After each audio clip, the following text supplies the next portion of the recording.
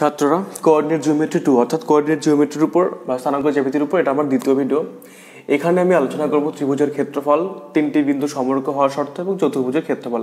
Just এই তিনটি বিষয় নিয়ে আলোচনা করব এবং কিছু অঙ্ক করে দেবো আমি। তো তোমরা যদি আমার ফার্স্ট ভিডিওটি দেখে থাকো এখনও, তাহলে ডেসক্রিপশন বক্সে আমি লিঙ্কটা দিয়ে দেবো, তোমরা অবশ্যই দেখে নেবে। দেখো ত্রিভুজের ক্ষেত্রফল বলতে কি হচ্ছে, এখানে পরিমিতিতে যেরকম ছিল হাফ ইন্টু ভূমি ইন্টু উচ্চতা ত্রিভুজের ক্ষেত্রফল, ঠিক ওরকম নয়।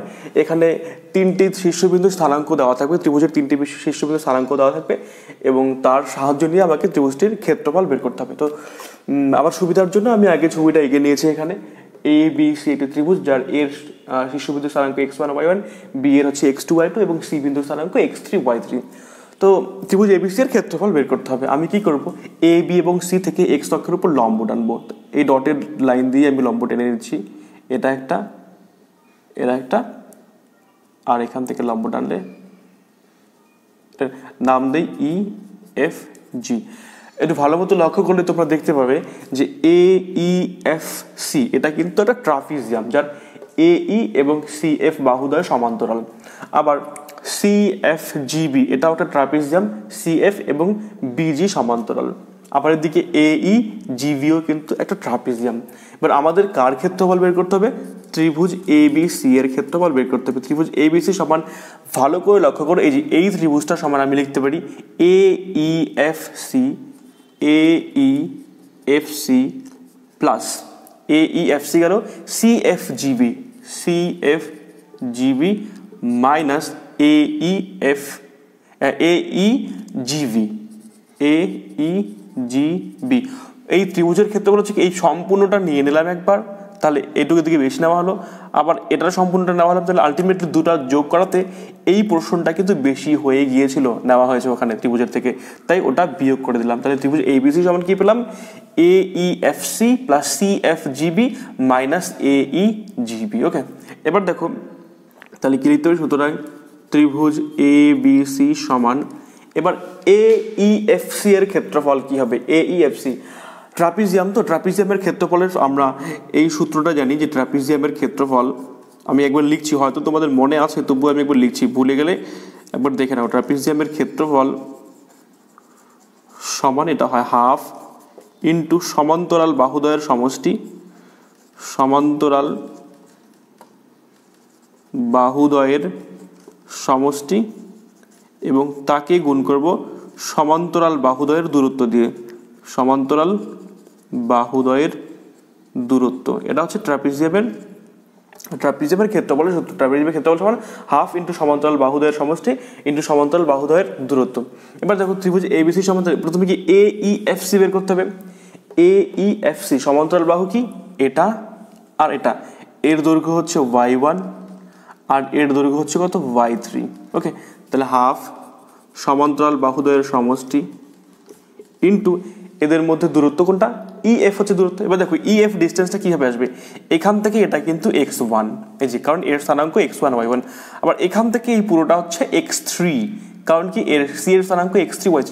তাহলে এই ডিস্টেন্সটা কত হবে? x3 মাইনাস x1 হবে, অবভিয়াসলি x3 মাইনাস x1, তাহলে ইন্টু কত হবে? x3 minus x1। ওকে, প্লাস হাফ, এবার সি এফ জিবি, তো তাহলে হাফ ইন্টু কি হবে? সি এফ জিবি সমান্তরাল বাহু এটা আর এটা, তাহলে এর দৈর্ঘ্য হচ্ছে কত? y3 আর এর দৈর্ঘ্য কত? y2, তাহলে y3 প্লাস y2 ইন্টু এই ডিস্টেন্সটা কত হবে? এখান থেকে এটা হচ্ছে কত? x3 আর এখান থেকে এটা হচ্ছে কত? x2, তাহলে x2 মাইনাস x3 হবে এতটুকু ডিস্টেন্স। এটা কত? x2 মাইনাস x3, তাহলে x2 minus x3 minus A E G B, A E GB, তাই তো? তাহলে হাফ এ ই হচ্ছে কত? y1 আর জিবি হচ্ছে কত? y2 ইন্টু, এবার ই জি ডিস্টেন্সটা কত হবে? ই জি হচ্ছে এই সমান্তরাল বাহুদের দূরত্ব, এখান থেকে এতটুকু হচ্ছে x1 আর এখান থেকে এটা হচ্ছে কত? x2, তাহলে x2 মাইনাস x1 হচ্ছে ইজি, তাই না? তাহলে এখানে x2 মাইনাস x1 লিখবো। এটাই হচ্ছে ত্রিভুজ এবিসি এর ক্ষেত্রফল, এই যে যা আমি লিখলাম হিসাব করে এখানে, সমান। দেখো কত লেখা যায়, সবগুলো থেকে হাফ কমন নেওয়া যায়, তোমরা দেখলেই বুঝতে পারবে হাফ কমন নেওয়া যাচ্ছে সবগুলো থেকে, তাহলে হাফ নিলাম কমন। এবার y1 plus y3 into x3 minus x1, এগুলো সব গুণ করে দেবো, মানে বাইরে x1 x2 এবং x3 রাখবো। দেখো x1 রাখবো বাইরে, x1 এর সাথে কত কত আছে গুণ, এখানে একটা x1 পাবো, x3 মাইনাস x1 রয়েছে, তাহলে এই x1 এর সাথে কত minus y1 minus y3, actually minus x1 into y1 plus y3, তো আমি বাইরে x1 নিয়েছি, তাহলে মাইনাস y1 মাইনাস y3, আর একটা x1 পাবো যেখানে দেখো এটার সাথে এটা গুণ করবো, মাইনাস মাইনাস কিন্তু প্লাস হয়ে যাবে, তাহলে plus y1 plus y1 plus y2, এখানে এইসব জায়গায় x1 আসবে হবে। তারপর আরেকবার বাইরে x2 রাখবো, দেখো x2 রাখলে কত লেখা যায়, x2 কোথায় কোথায় রয়েছে, যেখানে রয়েছে y3 প্লাস y2, তারপর কত রয়েছে আবার এখানে আছে x2, তাহলে এটা এখানে লিখলাম, আর এখানে x2 রয়েছে, x2 y1 plus y2, half তো বাইরে কমন নেওয়া হয়েছে একবারে, সামনে কিন্তু মাইনাস রয়েছে, তাহলে x2 এর সাথে কত থাকবে minus y1 minus y2, minus y1 minus y2 plus এবার x3 রাখবো বাইরে, কেন x1 x2 x3 বাইরে রাখছি কমপ্লিট করার পর তোমরা বুঝতে পারবে কেন বাইরে রাখছি এটা। দেখো x3 এর সাথে কত রয়েছে, এখানে রয়েছে তোমার y1 প্লাস y3, হাফ রয়েছে, হাফ তো বাইরে কমন নেওয়া হয়েছে একবারে, তাহলে y1 প্লাস y3, আর x3 কোথায় রয়েছে, এই যে এখানে রয়েছে x3 দেখো, তাহলে মাইনাস y3 মাইনাস y2 হবে মাইনাস y3 মাইনাস y2, এত বর্গ একক লিখবো, হ্যাঁ যেহেতু ক্ষেত্রফল ত্রিভুজের, তাহলে এত বর্গ একক, তাহলে আলটিমেটলি কত পেলাম দেখো, হাফ যখন নেব x into y2 x1 into y2 minus y3 plus x2 যখন নিচ্ছে বাইরে তখন y3 মাইনাস y1 হিসাব করে দেখো, y3 মাইনাস y1, y2 কেটে যাচ্ছে, আর x3 যখন বাইরে থাকছে তখন কত y1 minus y1 minus y2, এত বর্গ একক, তাই তো দেখে মনে হচ্ছে মনে রাখা কঠিন হবে, কিন্তু একদমই কঠিন নয়। বাইরে x1 x2 x3 রেখেছি, তো x1 এর সাথে y2 মাইনাস y3 মানে 1 2 3 এরকম ব্যাপার, 1 2 3 যদি সাইক্লিক আকারে থাকে 1 2 3, তাহলে 1 এর পরে 2 হয়, 2 এর পরে 3 হয়, 3 এর পরে কিন্তু 1 হয়, 1 2 3, 2 দিয়ে স্টার্ট হলে 2 3 1, এবং 3 দিয়ে যদি স্টার্ট হয় 3 1 2, 1 2 3 যখন সাইক্লিক অর্ডারে থাকে, তাহলে হাফ 1 2 3, 2 দিয়ে স্টার্ট হলে 2 3 1, 3 দিয়ে স্টার্ট হলে 3 1 2, তো এভাবে মনে রাখার সুবিধার জন্য x1 x2 এবং x3 কে বাইরে রাখা হয়েছে। তাহলে কি আসলো, half into x1 into y2 minus y3 plus x2 into y3 minus y1 plus x3 into y1 minus y2 বর্গ একক, এটাই হচ্ছে কার ক্ষেত্রফল, এই ত্রিভুজটির ক্ষেত্রফল। ওকে, এবার আমরা একইভাবে যদি y1 y2 y3 কে বাইরে রাখতাম, কি বললাম, যদি y1 y2 y3 কে বাইরে রাখতাম তাহলে কিন্তু এটা আসতো, আমি একবারই লিখে দিচ্ছি, তোমরা নিজেরা দেখবে আমার কথাটার সাথে মিলছে কিনা। হ্যাঁ, ত্রিভুজ ABC সমান, আমি কি বললাম, যদি y1 y2 y3 কে বাইরে রাখতাম তাহলে এরকম আসতো, ত্রিভুজ ABC is equal to y1 বাইরে রাখলে হাফ তো বাইরে থাকবেই, y1 বাইরে রাখলে x2 মাইনাস x3, যে এখানেও 1 2 3 এরকম আছে, ভিতরে x বাইরে y, কিন্তু 1 2 3 এই অর্ডারটা মেনটেন করছে এখানে, y2 যখন থাকবে তখন কি আসবে x3 minus x1 plus y3 যখন থাকবে তখন আসবে x1 মাইনাস x2, এত বর্গ একক। ওকে, এটা হচ্ছে ত্রিভুজের ক্ষেত্রফল, বাইরে x1 y1 x3 রেখে করা যেতে পারে, বাইরে y1 y2 y3 রেখেও করা যেতে পারে, দুই ক্ষেত্রেই ব্যাপারটা একই রকম, y1 থেকে 1 2 3, এখানে 2 3 1 3 2 1, এইভাবে মনে রাখবে।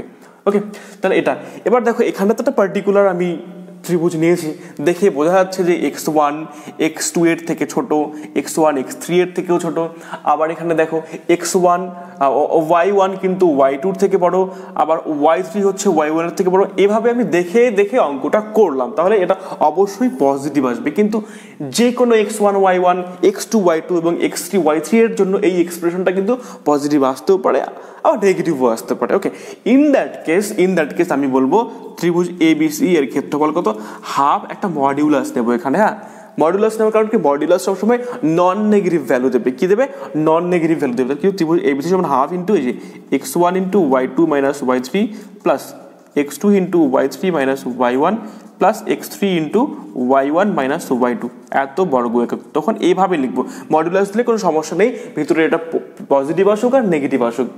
ওকে, দুই ক্ষেত্রেই মডিউলাস থাকার জন্য আলটিমেট রেজাল্টটা পজিটিভই আসবে, অর্থাৎ এই ত্রিভুজের ক্ষেত্রফল চলে আসবে। তাহলে ত্রিভুজ ABC এর ক্ষেত্রফল আমরা বের করতে শিখলাম। ওকে, এটা গেল। এবার তাহলে ত্রিভুজের ক্ষেত্রফল গেল, এবার কি বলছে, তিনটি বিন্দু সমরেখ হওয়ার শর্ত। দেখো একদমই সহজ, তিনটি বিন্দু সমরেখ হওয়ার শর্ত। দেখো এই ছবিটাই ভাবো, আমি এটা রাখলাম, এই রেজাল্টটা, এই পোর্শনটা মুছে দিলাম, এক্সট্রা যা এঁকেছি ত্রিভুজের বাইরে। ওকে, দেখো এই ত্রিভুজ কি আছে, ত্রিভুজ ABC এর ক্ষেত্রফল half, x1 into y2 minus y3 plus x2 into y3 minus y1 plus x3 into y1 minus y2 বর্গ একক। এবার ধরো এই সি বিন্দুটা একটু কাছে আসলো এ এবং বি এর, তাহলে ত্রিভুজের ক্ষেত্রফল বাড়বে না কমবে? ত্রিভুজটার ক্ষেত্রফল অবশ্যই কমবে এখানে, এটা x3 y3 জানলাম। আবার যদি এখানে চলে আসে তাহলে ত্রিভুজের ক্ষেত্রফল কিন্তু আরো কমলো, আবার যদি এখানে আসে ত্রিভুজের ক্ষেত্রফল কিন্তু আরো কমবে, আবার যদি এখানে আসে ত্রিভুজের ক্ষেত্রফল আরো কমবে। এরকম করতে করতে সি বিন্দু যখন এ বি সরলরেখার উপরে চলে আসবে তখন কিন্তু ত্রিভুজটির ক্ষেত্রফল 0 হয়ে যাবে। কারণ কি, তখন আর ত্রিভুজ থাকলো না, তখন ত্রিভুজ থাকলো না। তাহলে এই যে এক্সপ্রেশনটা, যত সি এ বি এর দিকে আসছে এই এক্সপ্রেশনটার মান তত কমছে, ক্ষেত্রফল কমছে, মানে কি এই এক্সপ্রেশনটার মান তত কমে যাচ্ছে। তো এরকম কমতে কমতে সি যখন এসে এ বি বিন্দুতে মিশে যাবে তখন কিন্তু এই এক্সপ্রেশনটা কত হবে? 0 হবে। অর্থাৎ এ বি সি তিনটি বিন্দু সমরেখ হলে এই এক্সপ্রেশনটা কত হয়ে যাবে? 0 হয়ে যাবে। মানে মডেলের ভিতরে যা আছে তা 0, তার জন্য তো 0 হয়ে যাবে। তাহলে কি লিখবো? তাহলে এ বি সি সমরেখ হবে, এ বি সি বিন্দু তিনটি সমরেখ হলে কি হবে? x1 into y2 minus y3 plus x2 into y3 minus y1 plus x3 into y1 minus y2 is equal to 0। ওকে, তাহলে তিনটে বিন্দু x1 y1, তিনটে বিন্দু x1 y1, x2 y2 এবং x3 y3 এদের সমরেখ হওয়ার শর্ত, অর্থাৎ একই সরলরেখার উপরে থাকার শর্ত হলো কি x1 into y2 minus y3 plus x2 into y3 minus y1 plus x3 into y1 minus y2 is equal to 0। ওকে, হ্যাঁ, বাইরে y1 y2 y3 দিয়েও করা যেত একইভাবে। সেক্ষেত্রে কি আসতো? সেক্ষেত্রে আসতো y1 ইন্টু কত?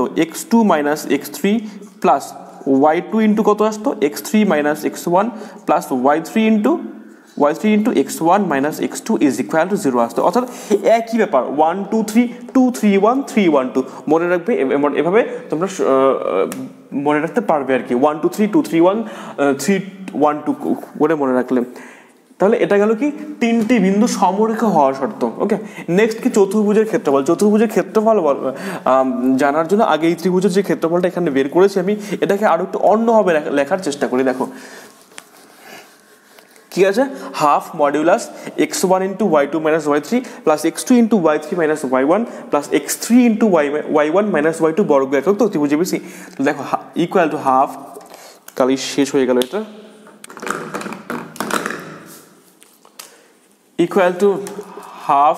কি লেখা যায়? আমি পজিটিভগুলোকে না সামনে রাখবো, তাহলে কি হবে? x1 y2, তারপরে কি x2 y3, দেখো x2 y3 দেন x3 y1 plus x3 y1, এটা সামনে আসলো মাইনাস। এবার যেগুলো সামনে মাইনাস রয়েছে সেগুলো কি লিখবো? x1 y3, তাহলে x1 y3 প্লাস কি হবে? x2 y1 actually minus x2 y1 হচ্ছে, তো সামনে তো মাইনাস নিয়েছি, তাহলে x2 y1 হলো। আর একটা কি আসবে? x3 y2, কি আসবে? x3 y2। এত বর্গ একক হচ্ছে ত্রিভুজটির ক্ষেত্রফল। এবার দেখো এটা মনে রাখার জন্য আমরা একটা স্কিম মনে রাখবো, সেটা হচ্ছে এরকম, এই x1 y1 x2 y2 x3 y3 আবার x1 y1 লিখবো। এটা তো লিখতে পারবো আমরা পরপর, x1 y1 x2 y2 x3 y3 x1 y1, মানে 3 পর্যন্ত যাওয়ার পর প্রথমটা আবার রিপিট হচ্ছে এখানে। তাহলে দেখো এটা কি x1 y2 মানে এই যে এই গুণটা, x2 y3 মানে এই গুণটা, x3 y1 অর্থাৎ এটা, অর্থাৎ অ্যারোগুলো নিচের দিকে এরকম করে নামছে একবার করে, এই গুণফলগুলো কি হচ্ছে? যোগ আকারে থাকবে এখানে। তারপরে মাইনাস কত? x1 y3, দেখো x1 y3, তারপর x2 y1 অর্থাৎ যেটা x2 y1, আর একটা x3 y2 কোনটা? এই যে x3 y2, মানে যে অ্যারোগুলো উপরের দিকে আসছে এই ক্ষেত্রে গুণগুলো করে তোমরা মাইনাস দিয়ে ওর তার যোগফলটা এখানে লিখবে। ওকে, তাহলে এটা মাইনাস এটা, এভাবেও আমরা ত্রিভুজের ক্ষেত্রফল বের করতে পারি ইজিলি। এবার এই টেকনিকটা ফলো করেই আমরা চতুর্ভুজের ক্ষেত্রফল বের করব। ধরে নাও 4টি বিন্দু দেওয়া আছে, চতুর্ভুজ মানে কি 4টি শীর্ষবিন্দু থাকবে, তো তোমরা ইজিলি দুটো ত্রিভুজের ক্ষেত্রফল যোগ করে তোমরা ইজিলি ওটা নিয়ে আসতে পারবে। আমি তোমাদের জন্য একটা হোমওয়ার্ক হিসাবেই রাখলাম। ধরে নাও x1 y1 a, b হচ্ছে x2 y2, c হচ্ছে কত? x3 y3, আর d হলো x4 y4। এই 4টা বিন্দুর স্থানাঙ্ক দেওয়া আছে। এবার এই 4টা বিন্দুর যে চতুর্ভুজের শীর্ষবিন্দু, এই চতুর্ভুজের শীর্ষবিন্দু হচ্ছে এ বি সি ডি। ওকে, এই চতুর্ভুজের ক্ষেত্রফল আমাদের বের করতে হবে। তো ত্রিভুজের ক্ষেত্রে সবার শেষে যে স্কিমটা আমি ইউজ করলাম ত্রিভুজের ক্ষেত্রফল বের করার জন্য, সেম স্কিম ইউজ করে তোমরা এই চতুর্ভুজটিরও ক্ষেত্রফল বের করতে পারবে। কীভাবে? x1 y1 x2 y2 x3 y3 x4 y4 আবার রিপিট হবে x1 y1। তাহলে যে নিচের দিকে যেগুলো আসবে সেগুলো থাকবে যোগ হিসাবে, তার মানে হাফ। নিচের দিকগুলো কি আসছে? x1 y2 plus x2 y3 plus x3 y4 এবং সবার শেষে x4 y1 মাইনাস, এবার উপরের দিকে যেগুলো উঠবে x2 y1 plus x3 y2 plus কত আসবে? x4 y3 তারপর এটা x1 y4 প্লাস। ওকে, এটাই হবে এই চতুর্ভুজের ক্ষেত্রফল, এত বর্গ একক। একইভাবে পঞ্চভুজ যদি থাকতো তাহলে কি আসতো? x1 y1 x2 y2 x3 y3 x4 y4, পরে x5 y5 আসতো, তারপরে আবার x1 y1 রিপিট হতো। তো যতগুলোই বাহু দেওয়া থাকুক না কেন, যত শীর্ষবিন্দু দেওয়া থাকুক না কেন, সবার ক্ষেত্রফল আমরা এই স্কিমটা ব্যবহার করে লিখতে পারি। এবার কেন তোমরা বিশ্বাস করবে এটা হচ্ছে এরকম, তোমরা নিজেরা এভাবে করে দেখবে। কিভাবে করবে? এভাবে কর্ণ আঁকবে, একটা যে কোনো কর্ণ আঁকবে, এই ত্রিভুজের ক্ষেত্রফল বের করবে, এই ত্রিভুজের ক্ষেত্রফল বের করবে। ওই আমি যেভাবে ত্রিভুজের ক্ষেত্রফল বের করলাম, ত্রিভুজের ক্ষেত্রফল নির্ণয়ের সূত্র তোমরা জানো। এখন এটার ক্ষেত্রফল বের করবে, এটার ক্ষেত্রফল বের করে যোগ করে দিয়ে দেখবে যে এটা সমানই চলে আসছে ক্ষেত্রফল। ওকে, তাহলে আমরা কি শিখলাম? ত্রিভুজের ক্ষেত্রফল, তিনটি বিন্দু সমরেখ হওয়া শর্ত, চতুর্ভুজের ক্ষেত্রফল। এরপরে আমি কিছু অঙ্ক নিয়ে আলোচনা করছি একটার পর একটা। দেখো এখানে কি বলেছে, 1 2 2 4 T6 বিন্দু তিনটি সমরেখ হলে টি এর মান নির্ণয় করো। একদমই সহজ অঙ্ক। প্রদত্ত বিন্দু ত্রয় কি আছে? প্রদত্ত বিন্দু তিনটি কি আছে? 1 2 2 4 এবং কত? T6। ওকে, এবার বিন্দু তিনটি সমরেখ হলে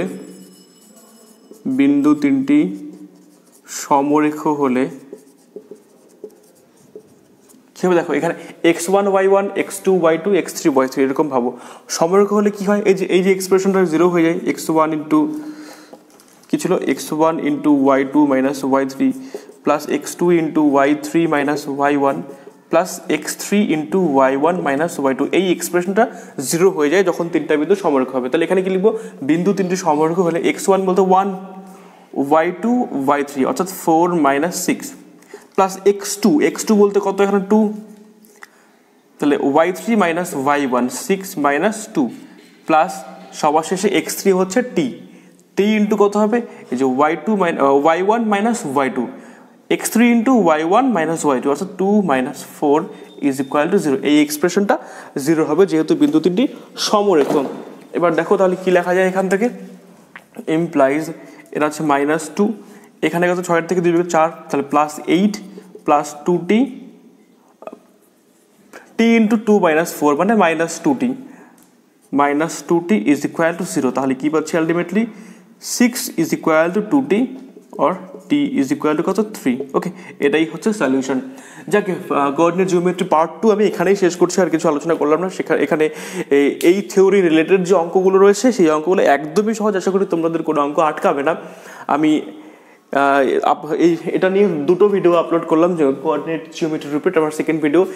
ক্লাস 9-এর এবং ক্লাস 11-এর স্টুডেন্টরা এই ভিডিও দুটি দেখতে পারে, দুটি ভিডিও দেখতে পারে। আর এরপর থেকে যে ভিডিওগুলো আমি আপলোড করব, অর্থাৎ কোঅর্ডিনেট জিওমেট্রি পার্ট 3 থেকে, সবগুলো শুধুমাত্র ক্লাস 11-এর জন্যই। তো তোমরা অবশ্যই আমার চ্যানেলটি সাবস্ক্রাইব করবে যদি এখনও পর্যন্ত না করে থাকো, তার সাথে বেল আইকনটি প্রেস করবে যাতে নতুন কোনো ভিডিও আপলোড করার সাথে সাথে তোমাদের কাছে নোটিফিকেশন চলে যায়, এবং সব বন্ধুদের সাথে যত পারো আমার ভিডিওগুলো শেয়ার করে দিও।